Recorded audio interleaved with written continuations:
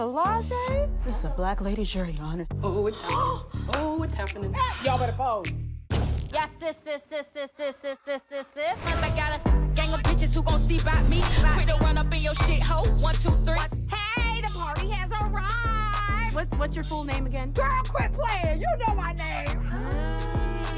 Truly do not know who this bitch is. You remember me now? Your baby daddy fell in love. I just wanted to fuck. I just wanted to cash. All he wanted was love. Take a blunt to the face while he rubbing my butt. Counting money in my panties. That give me a rush. No, Gabrielle Union. You never told me you were literate. This is a total abomination. Read this first line. The earth is flat. Oh, and you're quick with it too. Mirror, mirror on the wall. We want to get your feedback to our upcoming series, Black Women Doing Stuff. Nope. I have notes. The first thing you show us is a disembodied leg. Are you trying to say that black women can't afford 2 feet? And be like, no girl with your fine ass. Get a bad, make a man, bitch you bad with your fine ass. If he don't love you by day 3, go on and set that pussy free. Why?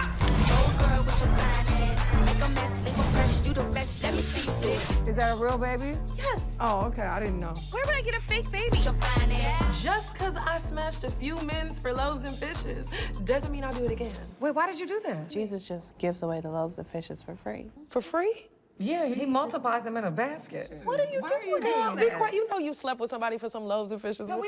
Literally never done that. Fly with it, fly with it, fly with it. Turn to your homegirl, high five. Let me see you dance. All I'm saying is Black Widow should have been played by a black woman or a spider. Facts. Let me see you do it. My name is Gil Robertson, president of the African American Film Critics Association. Today, we are speaking to the exciting group of ladies behind HBO's Black Lady Sketch Show. I'm going to start off by introducing you to the members who are taking part on our roundtable today, beginning with Reginald Pounder in Chicago, Carolyn Morissette in Toronto, Carolyn Hines in Toronto, Sharona Williams in Atlanta, Rhonda Rasha Penrice in Atlanta, Katia Woods in Philadelphia, KB in Houston, Texas, and a new member joining us tonight for the first time on our roundtables. Welcome, Karen Lenore in Charlottesville, Virginia. I'm gonna let you guys do what you do so well, and I'll see you on the other side. Hi, KB here with the Color Grade podcast. So first, just shout out to all of you dynamic Black women doing something legendary and iconic in the sketch comedy space. We love to see it. So you guys are doing some incredible sketches this season. And something I saw a little bit in the trailer was just a little bit about some loaves and some fishes, and that's all I'll say. But I will say, after seeing that, just the costuming, the makeup, and the wordplay this season is truly genius. So can you guys talk a little bit about the collaborative process, that you guys have gone through to really bring these sketches to life in such a unique way? And I can start with you, Robin. Great. You're talking about one of my favorite sketches from the season. I can't wait till people get to see it. It is truly epic. We love to play with period pieces. In season 1, we had the Rome and Jalissa sketch, a modern day Romeo and Juliet take. And that sketch in particular is kind of a modern take on a classic Bible tale that probably never happened. But that run, the unique thing about that sketch is it really exemplifies the level of play that we have on set. So our director, Brittany Scott Smith, for that sketch just said, okay, we did everything as scripted, now just go. And she let us improvise for almost 10 minutes straight, which is a very long time in the world of sketch and television in general. So for 10 straight minutes, we just went in. And that whole scene, the first line that Skye's character says is scripted, and the rest of it is all improvised. So about 90% of that sketch, as you'll see it on the show, is improvised. It's really, really, really funny. And it's just really some of the Black lady joy that people are going to see this season on the show. We know that after being off the air 18, 19 months in a global pandemic and a racial reckoning, and thank God we got news about Derek Chauvin being convicted, being found guilty today on all 3 counts. All of this weight that we are carrying in our community, we want to be a gift of joy. And we want to be a gift of joy for our community, but also for everyone at large, because we're doing the work of showing that Black women can be three-dimensional and can play these characters. And not only that, in front of the camera, you talked about the costumes and the hair, our costume, our makeup departments, all Black women, our directors, all Black women, our writers, all Black women, our cast, all Black women, and some men are thrown in there too. But our core cast, all Black women. So our editors, Black women, hello. Like, we are just like, that to us is just reminding the world that we're here, we're ready, and that we're going to give you something that's going to be, hopefully give you 30 minutes of kind of woo-saw time, during a global pandemic and a time where we're really dealing with what it means to be Black in this country. Hi, I'm Reggie Ponder, the Real Critic, 91.1 FM Chicago. And my question, I actually want to ask all of you guys this question, but I won't. I'll just ask Robin and Ashley to answer this one. Is that, Robin, you just talked about all the trauma that's going on in the nation. And with all that trauma, how do you guys as storytellers, and what mindset do you have as storytellers when you come to maybe addressing some of the things that might be a little harder to address as relates to some of this trauma that we're going through in this nation? Yeah, look, I think there are some things, there's a lot of things that you can deal with in a comedic light, but, police brutality will never be one of them for us on this show. We will never traffic in that. That will never be funny to us. Slavery will never be funny to us. We will never make fun of the people who came before us and allow us to live a better life.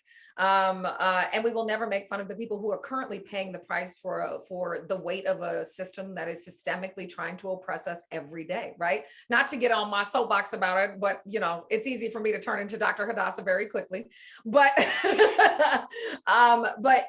I think our service, look, a lot of us came from late night. Lauren Ashley Smith, Ashley Nicole Black. A lot of us came from a late night world where we were dealing with a 24-hour news cycle, and most of it was while Trump was president. Okay, so when we came to do this show, for us, it was about where do we create this space where Black women can be seen not two-dimensionally but three-dimensionally, talking about things that are real, relatable, grounded, but living in a magical reality where we can be anything. Right? I think about episode 8, the Hippolyta episode of Lovecraft Country.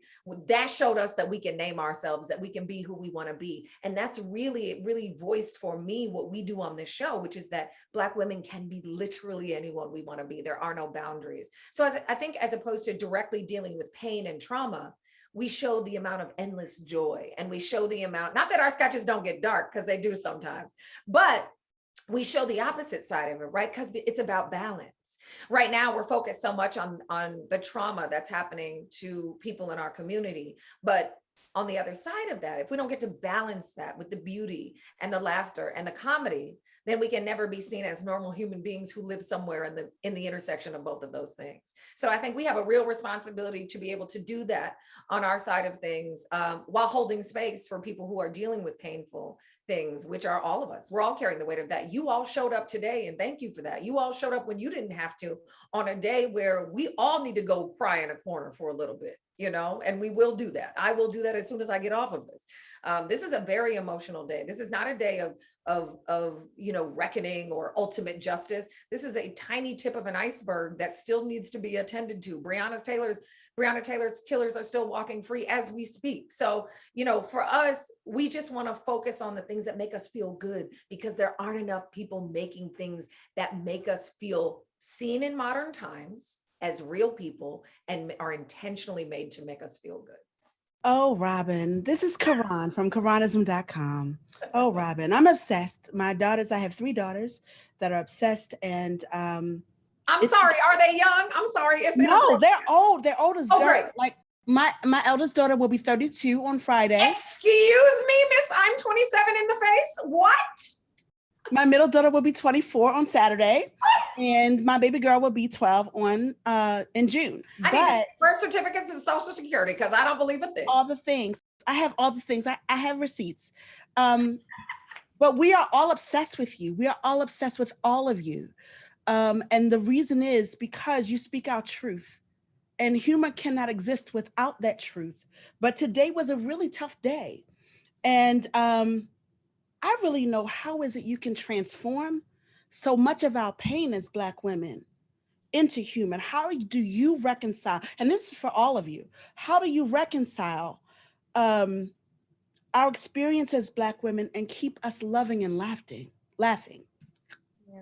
I don't know. I think Lauren is our head writer and our co-executive producer, and she's the gatekeeper of all our material and the arbiter of so much of the taste of the show.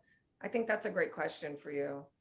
Yeah, I mean, it's not easy, and certainly it's hard to feel like, oh, you know, comedy is so subjective that you can't ever be like, oh, we did it. Like we accurately showcase all the nuances of this experience. Like it's always a moving target.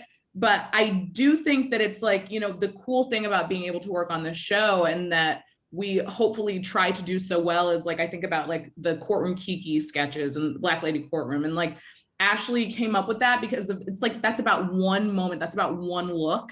It's about that 1 second, right? Where you share a glance to somebody, it's like, is this really happening? It is. And then we take those small little moments and create this huge, you know, magical world that is born of just those little things. And so I think that the key to it for us is taking, like, if we're going to take that little piece of joy and blow it out, great. Let's take that little piece of pain and blow it out, great. But make sure that the joy is always, and the laughter is always the prevailing thought, and honesty is the prevailing thought. Because the second it gets funky with like not being true to who we are, or it feels fake, that's the second that it starts to feel like, what's the point? But as long as it's true, you get to sort of add the pain in there a little bit because it's true.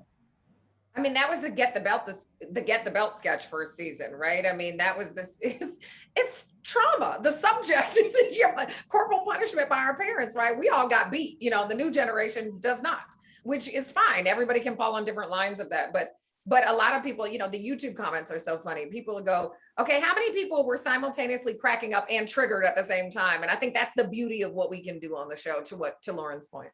Hi there, Carolyn Morissette. My website is called View from the Dark, and I'm in Toronto, Canada. First, I have to say that a Black Lady sketch show is incredible. I binged the first season the other day because I was having a bad day. So you guys do so much. Like it. Wait till you see the second. Yeah, yes, it's incredible. So my question for you is, you know, in the first season, you've got like this Black final girl theme going. And I just want to know, like, from anybody on the cast, like, is horror like a huge influence in a lot of, like, I've noticed it's like a vein. So is it a huge influence in a lot of your writing? Yeah. Sci-fi, horror, any genre stuff. I think for us, we have such a varied swath of interests, and in our writers and in our performers. And I will say, I think season 1's a little darker than season 2. How many of you have any of you seen season 2? Yeah, Kay, you saw it. Oh, okay. Oh, you saw season 2 too. I think season 2 is a little lighter just because we were already in a very dark time in reality. Also, to be honest with you, I was in a very bad space with Trump as president, I have to be honest. And that's where this whole like 4 Black women surviving the end of the world sort of thing came from. Because I was like, he's gonna get us killed, and who's gonna survive? Black women, of course. So, and then it came true. And then in season 2, you know, it remains to be seen how we deal with that. But I do think in the sketches, there aren't as many dark turns. We still do play with sci-fi, and there's definitely some murders happening, because why not? It's fun. But they're fictional and in a silly, lighter way. And it's not the victimization of Black people, which is really important. But I think, yeah, I mean, we definitely love sci-fi, we love horror, but we also love romance. And Ashley is our resident musicals queen. And, you know, we have writers, Akilah Green is the oh my God, psychological thriller in a regular workplace sort of writer. And, you know, I write the really crazy characters, like any character that you're just like, what? That was probably me. You know, so I think all of our writers lend something different and bring something different. And again, like, that's the magic of having all these Black women. People are like, how are you not, you know, I had somebody ignorantly first season say to me, obviously not someone who looked like us, but someone said, well, if you have only Black women, how are they not going to write the same sketches? And I was like, the ignorance, so for us, it's like we are proving to the world that we're not a monolith. And even just amongst Black women, we are so different and we have so many varied interests and so many different talents. And that's what a thing to have to prove, right? What a thing to have to prove to the world. But that's where we're starting from, right? We're starting from nothing in the sketch comedy world. There has never been a show like this. So we're starting from zero and having to build that up. And I think it's all about creating that legacy in a really interesting way. But yeah, long answer, but sci-fi and horror are very fun for us. Great, thank you so much. Yeah. Hello, ladies. Conte Woods Cup of Soul Show. My question is for Gabrielle. Gabrielle, we were introduced to you on another show, and we were not rooting for you. We did not like you in that picture. Here we go. Here we go. Not you, the person, but the character. I'm not going to say the show, but I love that you're doing comedy because you're really, really funny. Talk about what it's like to get a chance to play someone a little bit lighter. You get a chance to not be so heavy and not be so serious, and we get to see more of your personality shining through with this show. Well, thank you. I love comedy, like love. And a lot of people don't know my background is in stand-up comedy, it's in sketch comedy. Thank gosh for me, the creator of this show knew very much so my background. Robin and I would see each other out in the comedy clubs back in the day when she was doing sketch, I was doing stand-up sketch and all of that. And she called me, and it was God's perfect timing, because literally, I think it was maybe no more than 3 days prior to her giving me that, reaching out to me. I had just stated to my reps, I said, I want to do some comedy.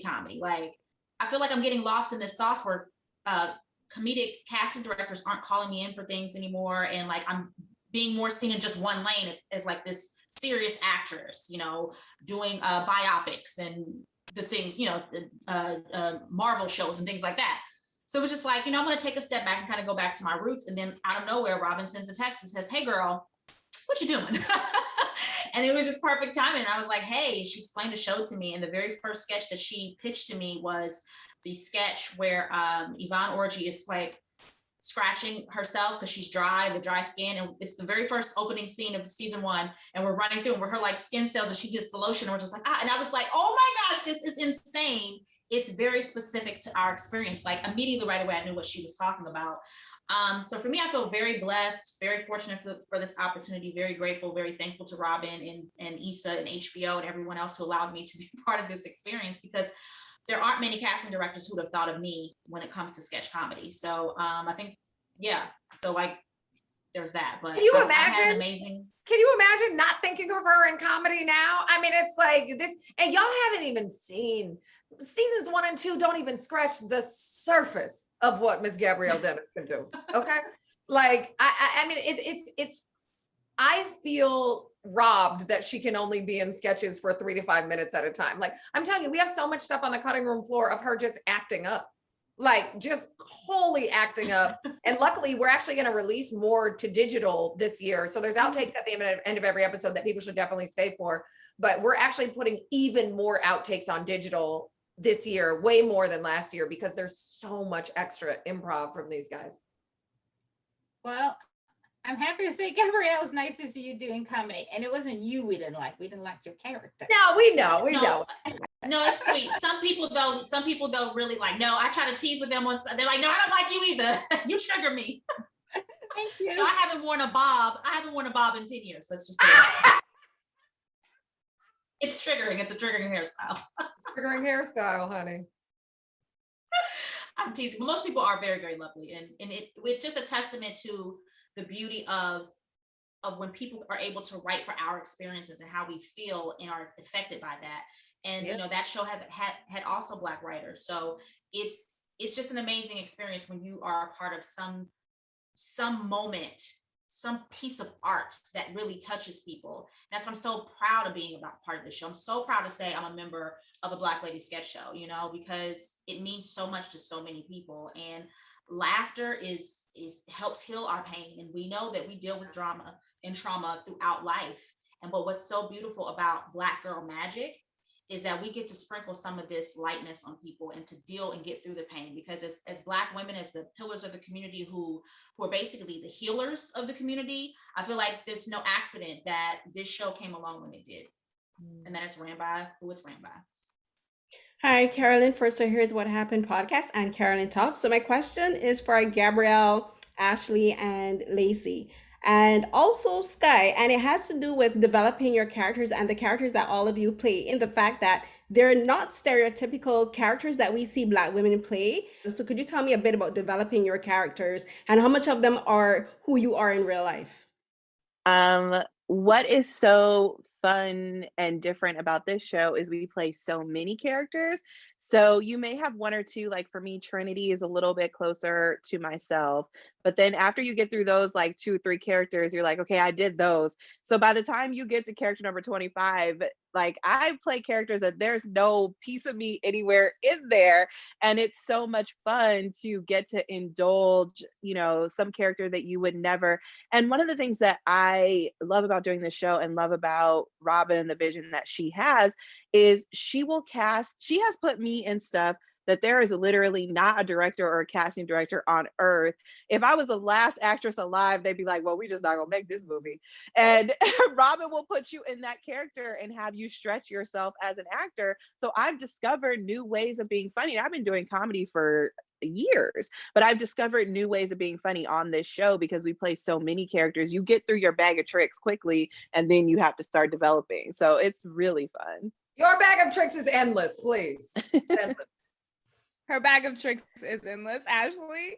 I will respond with something similar. I obviously watched the first season of A Black Lady Sketch Show. I wasn't in the first season. And immediately when I was watching it, I was texting my manager, I was texting my agents. I was like, why didn't I have an audition for this? I love this so much. Like, I was obsessed. And like, I come from character, you know, improv world of UCB, which is very white. God bless them, but very white.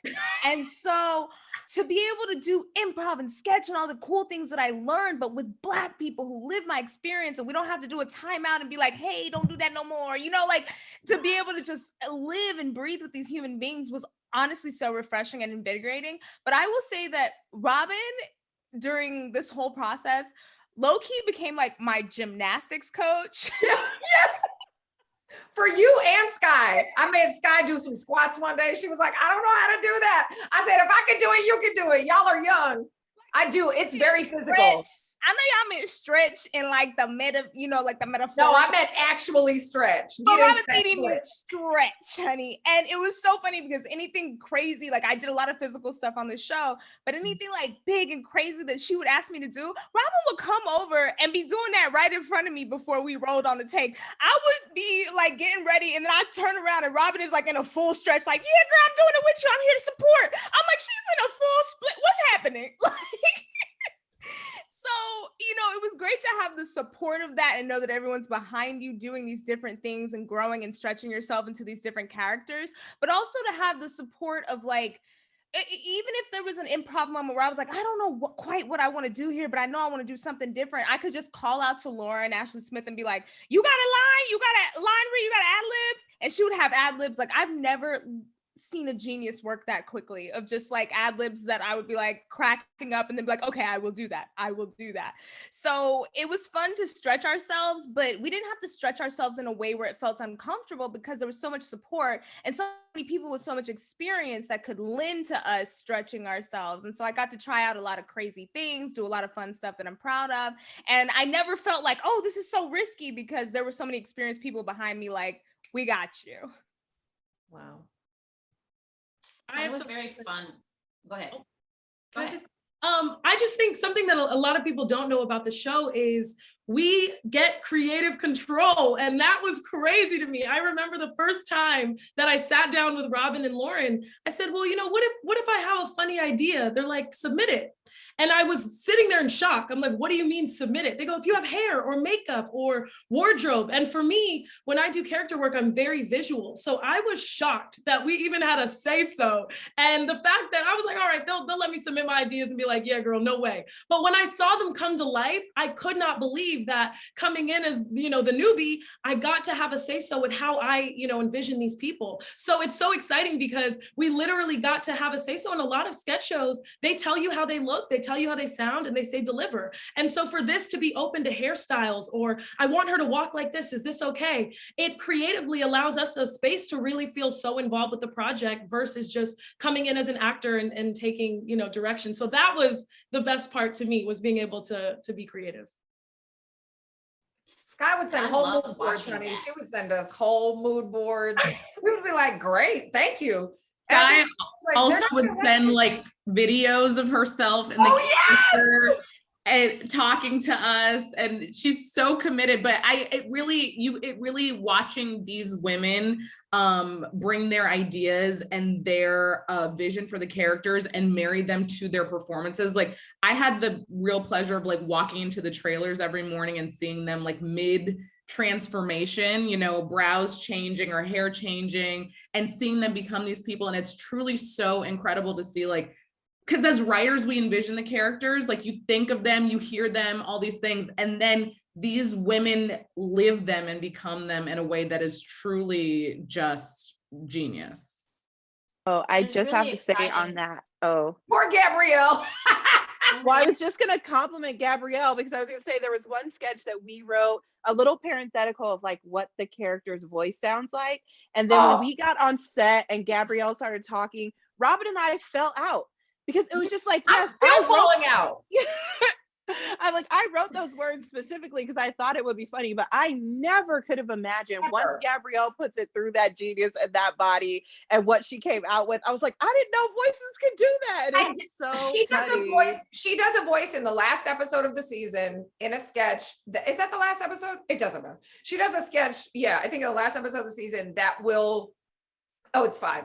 Anyway, you're gonna be like, you will think we altered the voice in post, but we didn't. So it's very, very, she's also like, so many of these women are literally expert singers. I think I'm the only person who doesn't sing. Everyone is like gorgeous voice, like literally could be recording albums. And that stuff that Gabrielle does to manipulate her voice into these characters is very much like from that singing training. Ashley and Skye and Laci, you sing a little bit, yeah? Yeah, she sang too. Even Lauren sings, and she ain't even on the goddamn on the show. Sorry, cursing. Sorry, I cursed. Anyway, but yeah, Gabrielle, go. I know you got a lot. Oh no, I was just saying, when Skye was talking about the process, the creative process of like going through picking out, you know, how you visualize creatively what you think the character should look like. I just enjoy, because now being in my second season, I was in that place last season, but I just thoroughly enjoy watching Skye get so excited. I remember there was a particular Skye, and I know you didn't know this character. When you came on the set, I was like, yes, that's it. Like, actually, there was 2 of them that you were just so excited about how that vision came to life. And that's what I love about our show, is that creatively, there's all these pieces that come together. It's like we're just mixing this big pot of good old stew, you know. And you've got the hair department, wardrobe, makeup, the writers, and then the cast, the director, everybody is putting in an ingredient. And what's so fun is, even like when we go, like Lauren, you were just saying how like the writers, how you envision one thing and then you see what we do with it. Even us as the actors, we work on our own thing. And then when we come and bring it to like a table read or to a rehearsal, we'll see what the other actors did with their portions in the scene. It then helps to bring something else out. So it's just this, I don't know, it's just this beautiful dance that we do. And it's just a very fun process to get creative and just break it down. And it's like an actor's dream to be able to play so many such a wide variety of characters in such a short period of time. You know, there's people who wouldn't, if you were to take this and just be like if I, you know, like for example, the character that I played, the teacher last season, the emotional roller coaster she went on in just that 3 minutes or 5 minutes or whatever that sketch was more than sometimes I may have had an opportunity to do an entire season on a show, you know, let alone in 5 minutes of a sketch. So for an actor, this is such a treat, because we're not just stuck in a box of just being like, set up the joke, you know, it's not that type of show. Like I was being able to play a psychotic person, and you know, you could be silly, you could be over the top, you could have your serious moment grounded. Like it's just so fun. So I would say part of your question was, what do we see do we see ourselves in any of these characters? And I would say, for the most part, I think there's a little bit of all of us in all of these. I feel like that's the beauty of, like, even if you don't see specifically like, oh, that character's me, there's something about the situation that you can relate to. And I think that's what's so fun. And I think the writers do a great job too, like you said, of layering in those dimensions, right? Someone, I'm sorry, forgive me, I don't remember, was saying that you know, these characters aren't like the other ones we see on TV, you know, and I think for us, it's all about three-dimensional characters. Even if you only have a couple of lines, we want you to be able to walk away and go, oh, I know who that person is. I know that woman, or I know that character. And we don't waste any time. Some of my favorite roles they know on this show to play are the ones that have 2 or 3 lines in a sketch. Like those are my favorites to play because you can really go crazy places with them. But we don't do anything that is in support of another character to the detriment of that character, you know? So like, meaning there are no like Black best friend characters, right? I don't even want to do a sketch about the Black best friend because that's centering whiteness in a lot of ways. And we don't want to do that. We don't want to center whiteness. We want to celebrate Blackness, right? And I think there's a difference. So for us, yeah, watching these women interpret these characters, and to Skye's point, there is a lot of freedom. You know, it is what it is on the page, but there's a lot of freedom to bring what you want to bring, and to vocalize them and physicalize these characters in a way that even makes them even more dimensional once they hit the screen. And to have Black people in hair and makeup and wardrobe, so that when you have those ideas, like last season, I played a security guard, and I went to hair and makeup, and I was like, you know that lady that always has no makeup but really big eyelashes, and we know what that is. And for the person in the chair to be like, yes, I know exactly what you're talking about, and not, well, let me Google that reference. No, I don't hang out in that neighborhood. I don't know. So our hair, makeup, and wardrobe team is just fantastic. And anything you ask for, anything you reference, they can do it because of the skill and the artistry, but also because they know what you're talking about. And that just brings a freedom to us as actors that we don't often get. Yeah. Thank you so much for your answers, and like I love the entire seasons, and like your performances are amazing, and thank you so much, and we appreciate the laughs that you've given us. Like times have been hard, so like the laughs is definitely a plus and a bonus. Hi, Sharona Williams from Pair Weight. So I'm going to open this up to the whole panel. Come on, background. Come on, backdrop. Right. Okay, all the characters.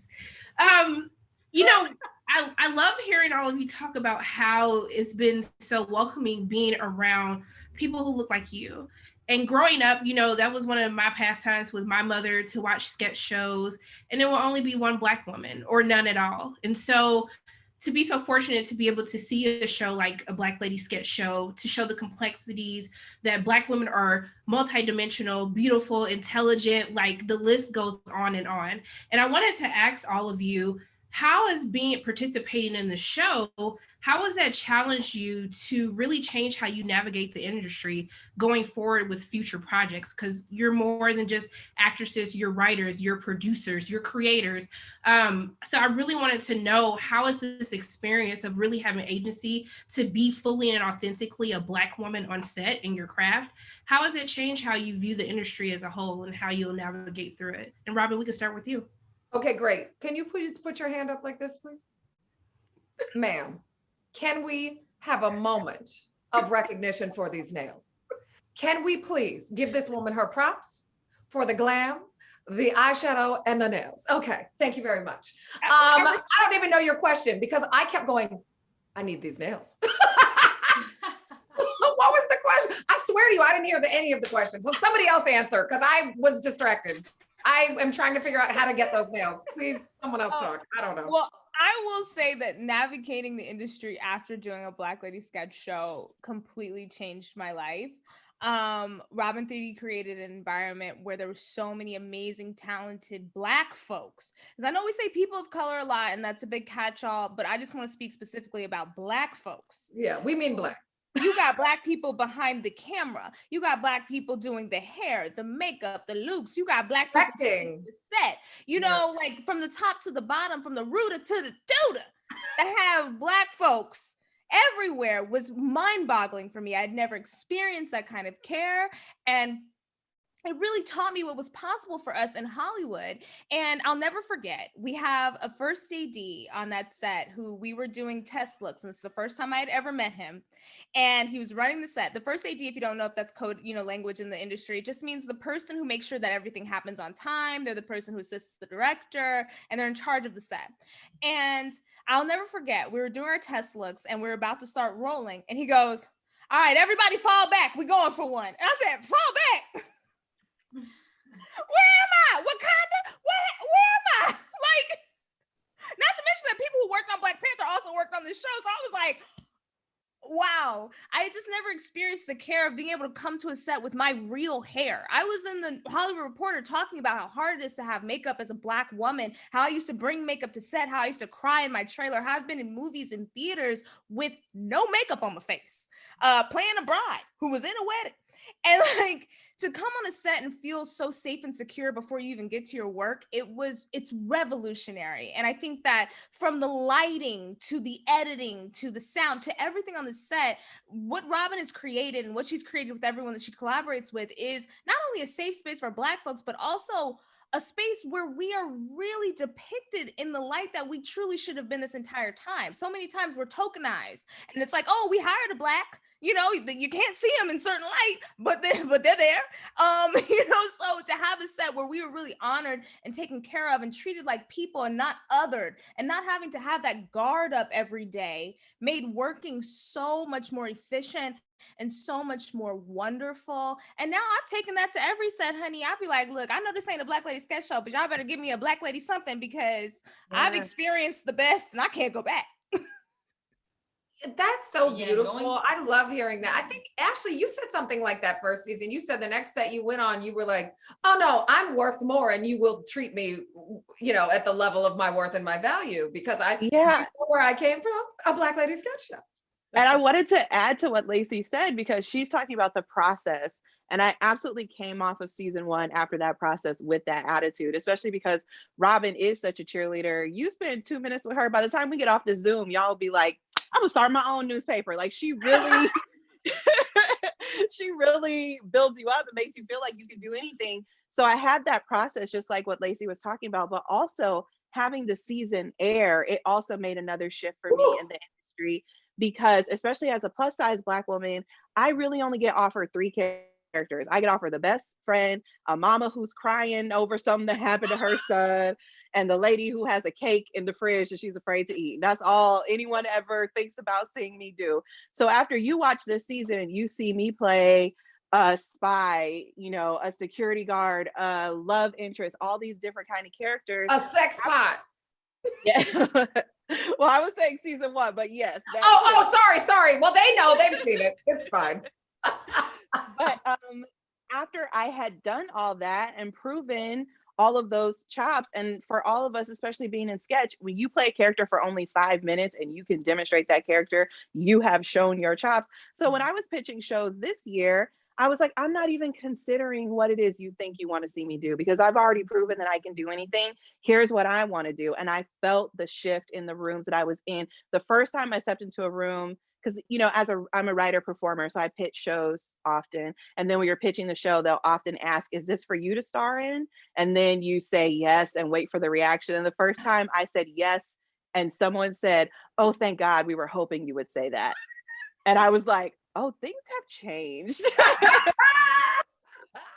So Skye and Laci, look, after season 2 airs, they don't even know what they're in for. They have no idea how it's going to feel to have the season air. You are going to feel so uplifted, not only by our community, but just by the magnitude of it really can't be explained. And they've all seen season 2 and have smiles all over their faces. So I'm telling you, like, oh, by the way, you guys, none of the cast has seen the season. So they haven't even seen anything. They know what they were in, but Lauren and I are the only people who have seen it. So, we're still editing it, right? We still have VFX to finish, but yeah, they haven't seen it. And they don't even know how good this season is. They don't even know. I mean, they know because they were there, right? But yeah, they don't even know. I'm so excited for them. And Gabrielle, Skye, and Lauren, can you talk about your experience working around so many Black people as a whole, but especially Black women? Lauren doesn't like Black women, so it's very hard for her.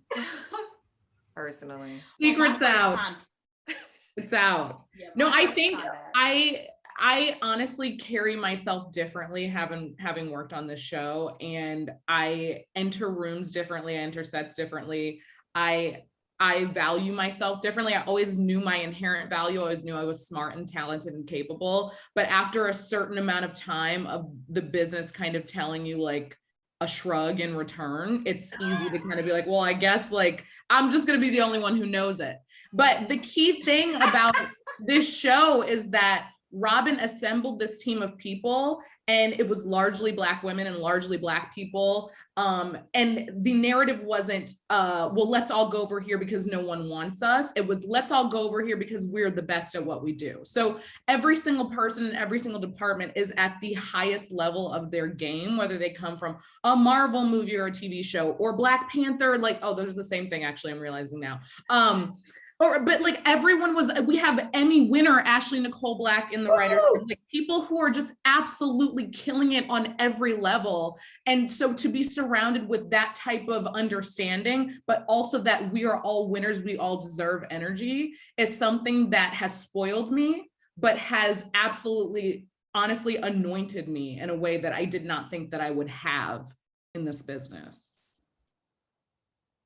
I just want to piggyback off of what Laci said about hair. I think we've all had a breakdown on set. You know, I was sitting on a huge set and the whole trailer watched me work my wig on, and they go, what kind of wig is this? We've never seen this. And I go, you are an Emmy winning team and you are having me do my own hair as the 6 of you watch me. And so, you know, and then there's people who see you take the wig off and the embarrassment or the shock or the texture, or to show up and the hair might be a fro or it might be cornrows or your kitchen might be a little rough one day. Like you're just chilling. Oh no, not the freeze. Not the freeze on the kitchen. Not the freeze on the kitchen. Oh man. Too. Oh man. Her kitchen cover. All right, Gabrielle, you jump in until she's back. Yeah, it's just basically a lot of the same sentiments. It's you carry yourself differently, you expect differently, you demand differently because you know your worth.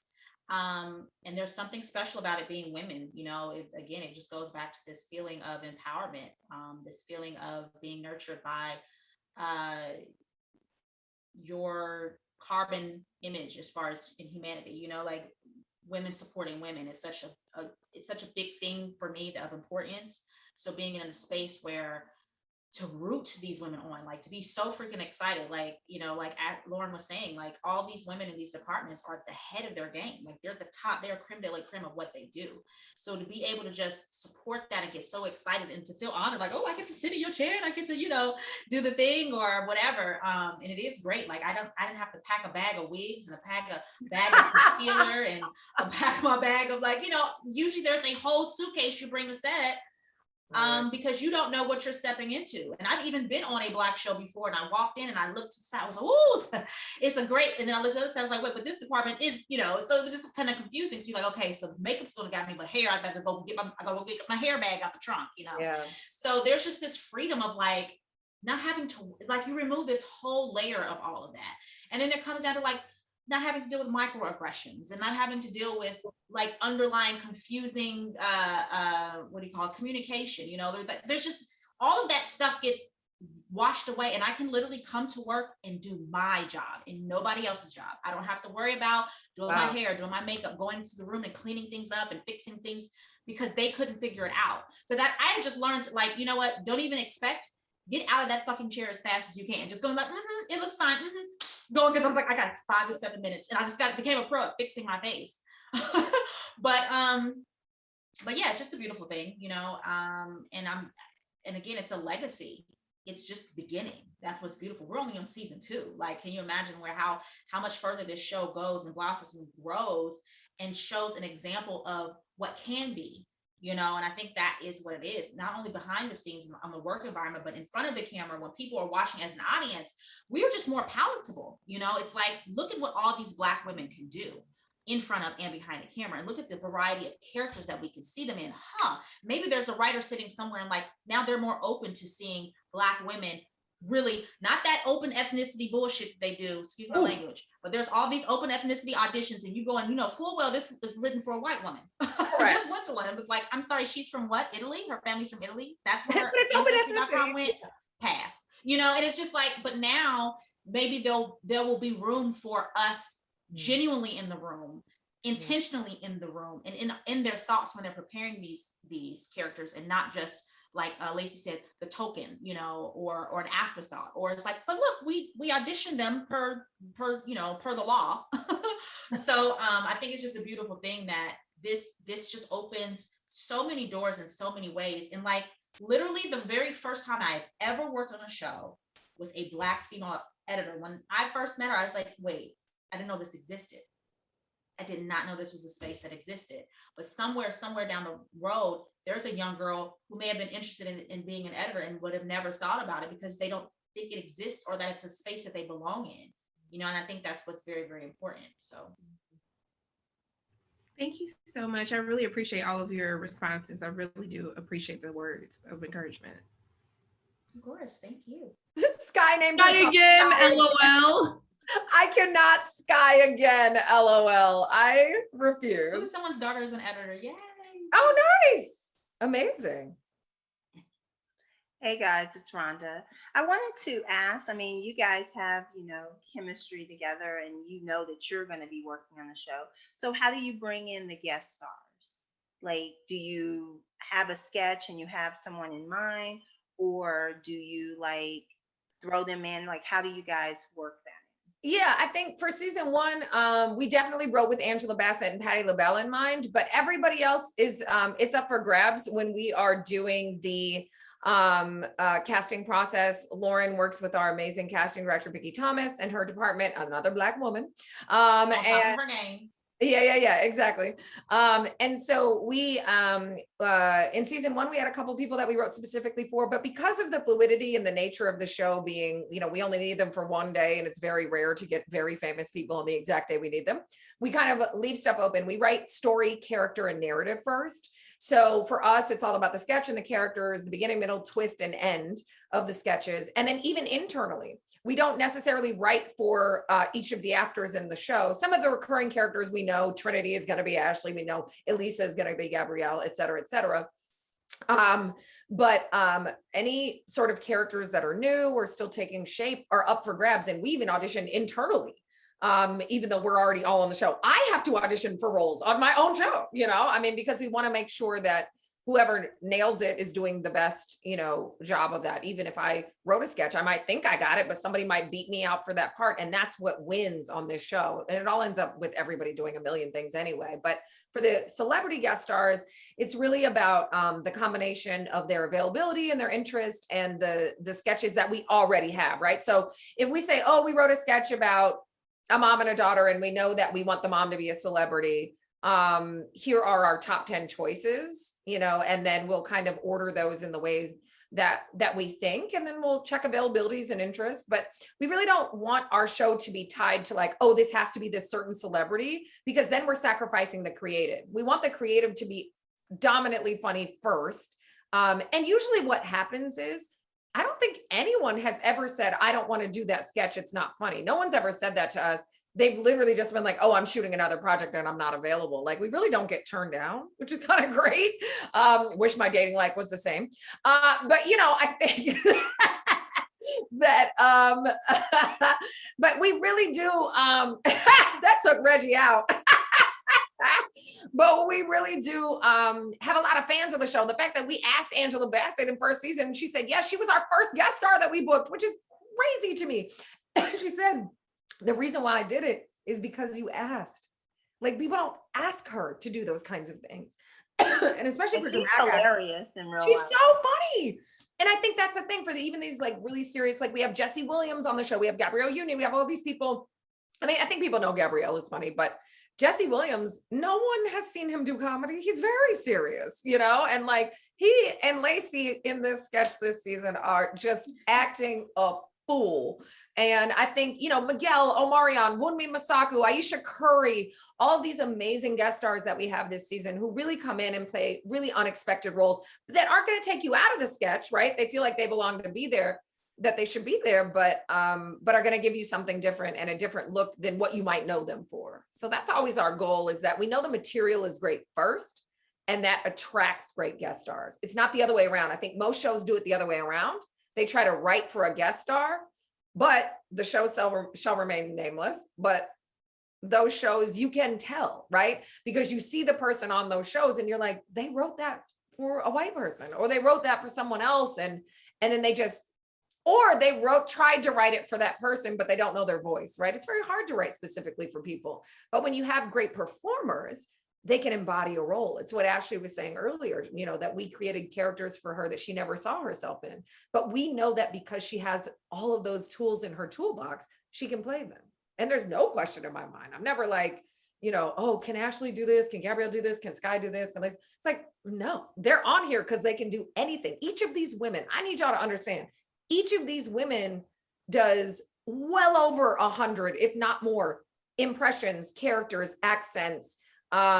You know, I'm telling you that the talent is only just barely scratched the surface in these first 2 seasons, especially for our new cast members. Please, you haven't seen anything yet.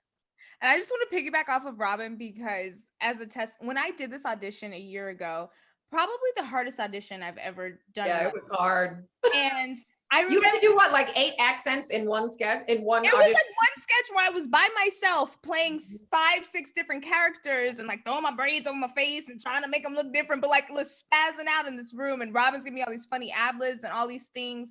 And the biggest thing that I remember is that I came into this a little later than everybody else. But when I did, I remember getting off of a plane from another job and getting a call from, or maybe it was a text. I can't remember if it was a text or a call from Robin, which was like, hey, in 2 hours, me and Lauren are going to get on the phone with you and we're going to develop your character for interstitials, for whatever.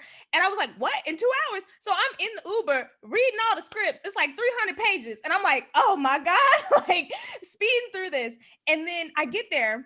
They're like, so what do you do? So I'm like, okay, basically listen to my resume. I'm like, I can do splits, I can jump, I'm very bendy, I can, which I need. And the next day after this phone call, I kid you not, the next day, they had written this entire character that wasn't necessarily exactly me, but it incorporated all the things that we had talked about. And I was like, how did they do this fast? Lauren Ashley Smith, Robin Thede, y'all work too much. I hope y'all going on vacation, because that was purely a Robin Thede fever dream, copyright TM, like a classic Robin Thede fever dream special, and it was so magical. It's fever dream is when I write. I basically stay up all night, and I don't do drugs. It sounds like I do, and I don't know what I would be on drugs, unbearable. But this is completely sober. I have like, I get hot and I get like this sort of like fever dream, and all these like creative things just come pouring out of me. And then the next morning I'm like, I wrote this whole thing. And it usually works out pretty well. I think we've used everything that I've done. The first season's interstitials I wrote that way, or you know, finished the concept. We had been talking about it, but I was like, oh, I know what it is. And the interstitials from this season, because we had to make big changes, right? Quinta Brunson, the love of our lives, is shooting her show for ABC. So when we got pushed 6 months, she wasn't available anymore. And at the last minute, we had to rewrite. And luckily, Laci, who we had been trying to get for a year, her other show got canceled, and we snatched her up. Like she said, she was getting off the plane from that job, and I was like, cool, come be on this show, because we knew her and we loved her. Skye, in her audition, Skye has been cast on this show since 2019. Skye has been on this show and kept it a secret since the end of 2019. So she has literally not been able to talk about this or do anything else in the whole time. So I'm so happy, especially for Skye, because she has literally held the secret the longest. And I'm just so excited for the world to see these new women as a part of this family, and all the things that they can do. And I truly just feel like it's just the beginning. I'm going to ask Laci and Skye, what is the secret sauce of your other person? So I want Laci to tell me what you think Skye's secret sauce is that she brings to the table. And I want Skye to tell me what she believes is Laci's secret sauce that she brings to the table. I love that. Okay, I see Skye has her thinking face on. So I'll go first, but hurry up before her internet cut out. I can't. Skye is the frick to my frack. And when we met, we immediately were like this. Like, we love each other so much. I have to say that Skye's secret talent is that Skye can literally do anything. It's so weird because I knew Skye before I met her, and I had to try to like play it cool and be like, oh, hey girl, nice to meet you. Not, like, I hadn't been watching her on the internet since I was in high school. Because she used to do all these funny videos, all these funny impressions. She's got this great Beyonce impression. She's so talented and she's so wickedly beautiful on top of it, and also such a nice person. I think the thing about Skye that is her secret talents are, one, she's disarming. She's a great listener. She is very intentional. She thinks about things so deeply. She's very detail oriented. So with Skye in a sketch, you're going to catch you have to watch a Black Lady Sketch Show season 2 multiple times to get Skye's, all of her zhuzh, all of her greatness. Because when I tell you this woman is so detail oriented, from the brows to the whatever she's doing, it's so funny. All of her expressions. She's also a singer. She knows how to manipulate her voice. She gives you so many different flavors, and she's so intense and intentional about everything. And working with her, it only makes you better. Like, Skye will bring stuff out of you, which is another gift of hers too. Is like, she'll bring it out of you and then she'll use it and make the sketch even better.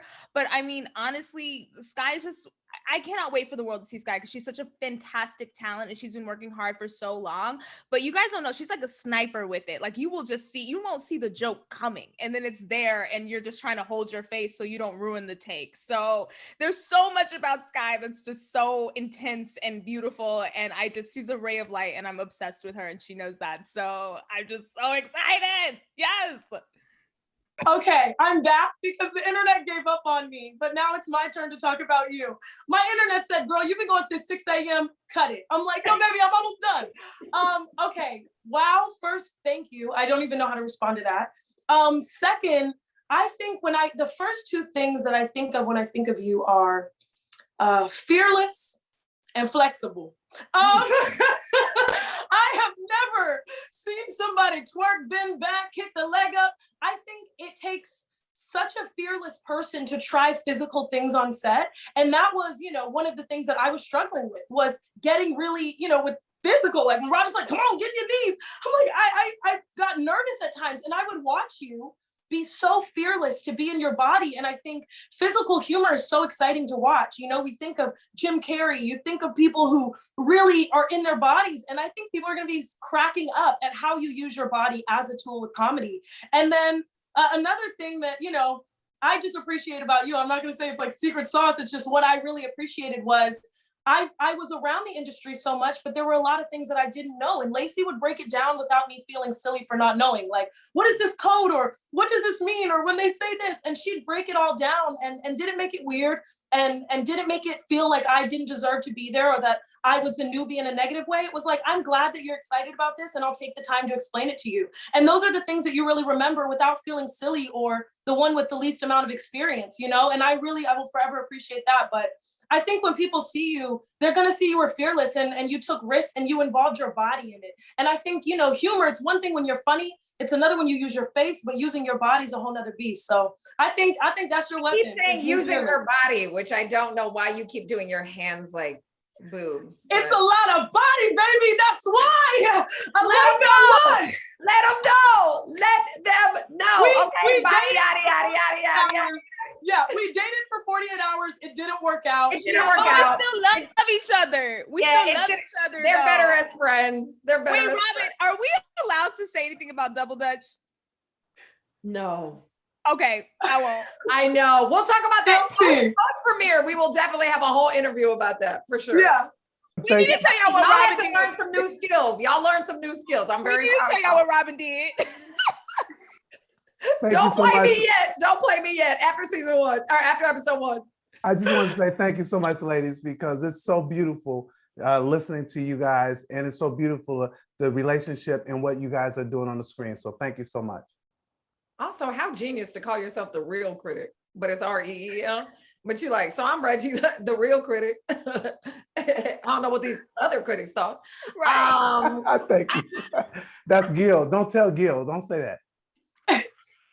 Look, Gil rolled his eyes. Okay, Ladies. I need to know the relationship between Reggie and Gil. Now, Reggie and Gil, what's the secret sauce for each one of you? Yes. Well, Gil's secret sauce is he makes it happen. There you go. Makes it happen. I can relate. And when I say make it happen, he knows who to go to, when to go to, and how to make it happen. That's his secret sauce. There you go. Thank you for the compliment, brother. Ladies, this has been a true delight. Thank you so much for joining us today on AAFCA Roundtables. On behalf of the world's largest group of Black film critics, thank you for watching this edition of the AAFCA Roundtables. Have a great day. Bye. Thank you, ladies were fabulous.